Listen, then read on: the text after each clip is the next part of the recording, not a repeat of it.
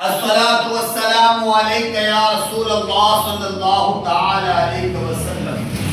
پیارے آقا صلی اللہ تعالی علیہ وسلم کے پیارے دیواروں، سب سے پہلے تو دعا پڑھ لیتے ہیں، سن لیجیے آپ۔ اللہم افتح علینا حکمتک وانشر علینا رحمتک یا ذا الجلال والاکرام۔ اب ہم آج جو پڑھنے والے ہیں وہ کچھ مثالیں ہم لیں گے، نجاست خفیفات کو بھی تھوڑا سا سمجھیں گے اور آج کچھ مسائل ہم جانیں گے۔ پہلے جتنا پڑھ چکے ہیں اس کو پہلے دوہرا لیتے ہیں، اس کے بعد آگے کا سبق ہم پڑھیں گے۔ دیکھیں، ہم نے پڑھا نجاست غلیظہ کا حکم کیا تھا۔ ہم نے پڑھا تھا 1 درہم سے زیادہ ہو تو اس کو دھونا فرض ہے، نہیں دھوئیں گے تو نماز نہیں ہوگی، بغیر دھوئے نماز نہیں ہوگی۔ 1 درہم کے برابر ہے، اس کو دھونا واجب ہے، اگر بغیر دھوئے نماز پڑھ لی تو نماز مکروہ ہے، تحریمی ہوئی، اور ایسی نماز کو دوبارہ پڑھنا واجب ہے۔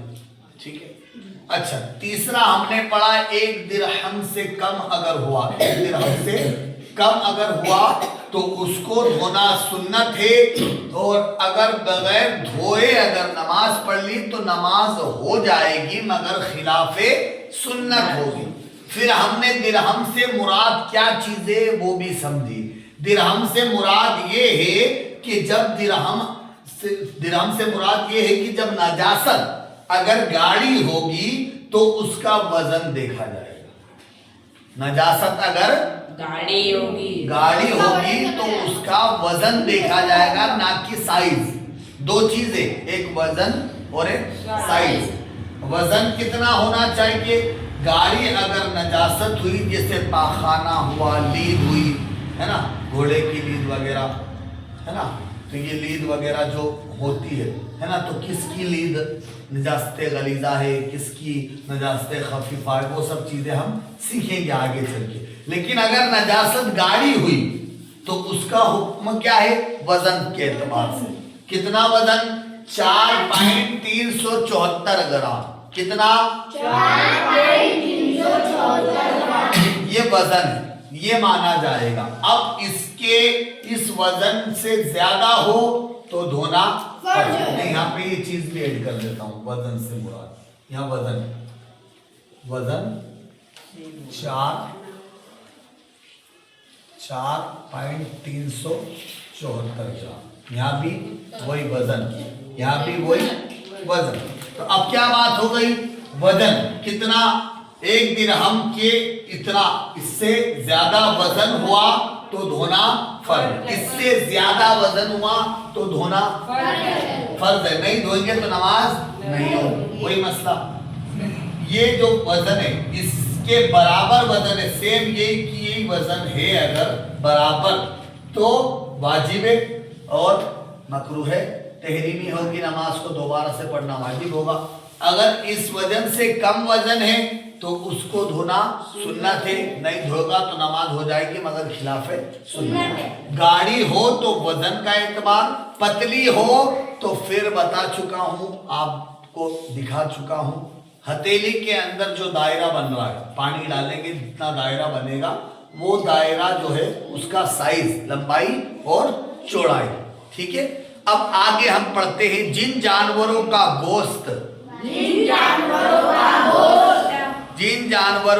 گوشت حلال ہے، جیسے گائے، بیل، بھینس، بکری، اونٹ وغیرہ، ان کا پیشاب، نیز گھوڑے کا پیشاب، اور جس پرندے کا گوشت حرام ہے، خواہ شکاری ہو یا نہیں، جیسے کوا، چیل، شکرا، باز، ان کی بیٹ نجاست خفیفہ ہے، نجاست خفیفہ ہے۔ ٹھیک ہے، بات ہی سمجھ میں کیا کہا گیا؟ وہ گائے، بیل، بھینس، بکری، اونٹ وغیرہ ان کا پیشاب کیا ہے؟ نجاست خفیفہ. نجاست خفیفہ. گھوڑے کا پیشاب کیا ہے؟ نجاست خفیفہ. جن پرندوں کا گوشت حرام ہے ان کی بیٹ جو ہے وہ نجاست خفیفہ. وہ نجاست خفیفہ. ابھی ہم نے کس چیز کو پڑھا؟ نجاست غلیظہ. ابھی اس سے پہلے ہم نے کس کو پڑھا؟ نجاست غلیظہ. کس کا حکم جانا تھا؟ نجاست غلیظہ. ٹھیک ہے. خفیفہ کا حکم تو اب ہم پڑھیں گے کل. کب پڑھیں گے؟ کل. لیکن یاد رہے کہ ایک مسئلہ اور سمجھ لیں. بہت سے لوگ کہتے ہیں کہ جو چھوٹے بچے ہوتے ہیں ان کا پیشاب اگر لگ جائے تو کیا ہوگا؟ تو ایک دن کا دودھ پیتا بچہ بھی اگر وہ ہے تو اس کا پیشاب بھی اسی طرح ناپاک ہے جس طرح بڑوں کا ناپاک ہے، اور وہ نجاست غلیظہ. وہ نجاست غلیظہ. ایک دن کے بولے دودھ پیتے بچے کا پیشاب بھی اسی طرح ناپاک ہے جس طرح بڑے لوگوں کا پیشاب ناپاک ہوتا ہے. ٹھیک ہے. عام لوگوں کا جیسے ناپاک ہوتا ہے وہ سب بچوں کا بھی ناپاک ہی رہے گا. اچھا پھر کہتے ہیں گھر میں رہنے والے جانور جیسے بلی، چوہا، سانپ، چپکلی، ان کا جھوٹا مکروہ ہے.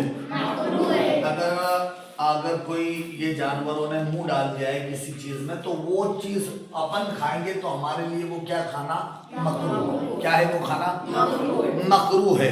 ابھی ہم نے نجاست خفیفہ کا جو مسئلہ پڑھا تھا اس کو ایک بار اور میں پڑھ لیتا ہوں، آپ لوگ دھیان سے سنیے گا. جن جانوروں کا گوشت حلال ہے، جیسے گائے، بیل، بھینس، ٹھیک ہے نا، بکری، اس کے بعد اونٹ، اس کے بعد گھوڑا، یہ سب چیزیں جو ہے ان کا جو گوشت ہے وہ کیا ہے؟ حلال. ان کا گوشت کیا ہے؟ حلال. تو ان کی جو پیشاب ہے وہ پیشاب نجاست خفیفہ ہے. تو ان کی لید نجاست غلیظہ ہے. لید کیا ہے؟ نجاست. ان کی لید نجاست غلیظہ ہے. ٹھیک ہے. سمجھ گئے؟ اگلا سبق خفیفہ کا حکم ہم کل سمجھیں گے انشاءاللہ عزوجل. جتنا پڑھایا گیا اس کو اچھے سے یاد کرے، توجہ سے پڑھے. اللہ کامیاب